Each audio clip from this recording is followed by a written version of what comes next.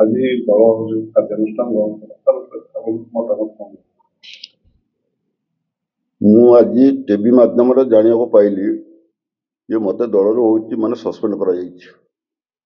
Suspend କୋଉଥିପାଇଁ କରାଗଲା, କ'ଣ ପାଇଁ କରାଗଲା ମୁଁ ଏ ବି ଜାଣିପାରିନି, କାହିଁକିନା ଦଳ ବିରୋଧୀ କାମ ମୁଁ ବର୍ତ୍ତମାନ ସୁଦ୍ଧା କିଛି କରିନାହିଁ। ମୋ ନିର୍ବାଚନ ମଣ୍ଡଳୀ କରିନାହିଁ, କି ଜିଲ୍ଲାରେ କରିନାହିଁ, କି ଓଡ଼ିଶାରେ କରିନାହିଁ। ମୁଁ ତ ହେଉଛି ଦଳର ବିରୁଦ୍ଧରେ କୋଉଠି ଆଲୋଚନା କରିନି। ଏବେ ହେଉଛି ରିସେଣ୍ଟଲି 13 ତାରିଖ ଦିନ ଗୋଟେ ହେଉଛି ମିଟିଂ ହେଇଥିଲା କେଉଁଝରରେ। କେଉଁଝର ହେଉଛି ଗାଁ ହେଉଛି ଜିଲ୍ଲାର ବିକାଶ ପାଇଁ ହେଉଛି ଆଉ କହିଥିଲେ ଯେ ବିକାଶ ହେଉଛି ମାନେ ହେଉଛି ଆଜ୍ଞା ବିକାଶ ଭିତରେ କ'ଣ କହିବା ପାଇଁ ଚାହାନ୍ତି।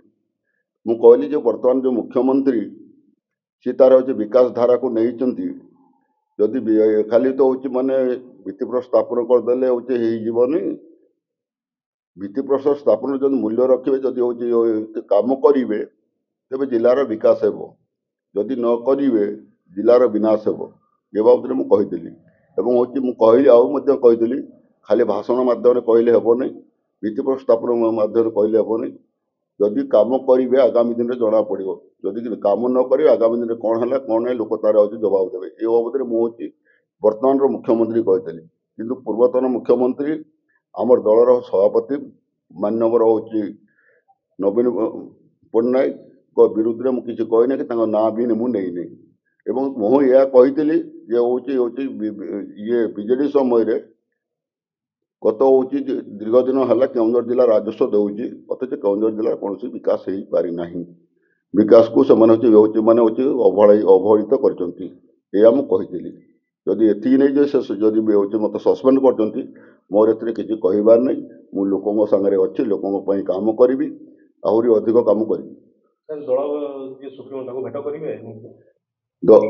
ଦଳର ଯେଉଁ ସସ୍ପେଣ୍ଡ ମୋତେ ଡାକିକିରି ଯେ ସସ୍ପେଣ୍ଡ କରିବା ପରେ ଯଦି ମୋତେ ଡାକିଥାନ୍ତେ, ମୁଁ ନିଶ୍ଚିତ ଭାବରେ ହେଉଛି ମାନେ ହେଉଛି ଯେହେତୁ ଦଳର ହେଉଛି ସେ ଆମର ହେଉଛି ସଭାପତି ମୁରବୀ ସିଏ, ତାଙ୍କ ପାଖକୁ ମୁଁ ନିଶ୍ଚିତ ଭାବରେ ଯାଇଥାନ୍ତି। ଯେତେବେଳେ ସସ୍ପେଣ୍ଡ କଲା ପରେ ଗୋଟେ ମୁଁ ଯାଇକିରି ହେଉଛି ତାଙ୍କୁ ଦେଖା କରିବାଟା ଠିକ୍ ନୁହଁ।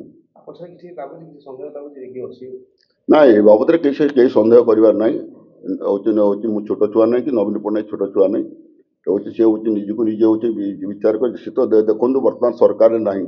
ସରକାର ନଥାଇକି ଯେତେବେଳେ ସସ୍ପେଣ୍ଡ କରିଛନ୍ତି ତାଙ୍କୁ ସେଭଳିଆ କେହି ଗୀତ ଦେଖନ୍ତୁ ନବୀନ ବାବୁଙ୍କର ହଉ ବା ତାଙ୍କ ଉପଦେଷ୍ଟାଙ୍କର ହଉ, ଇଏ ଯୋଉ କାର୍ଯ୍ୟାନୁଷ୍ଠାନ ନିହାତି ଭାବେ ଅନ୍ୟମାନଙ୍କୁ ସତର୍କ କରିଦେବ।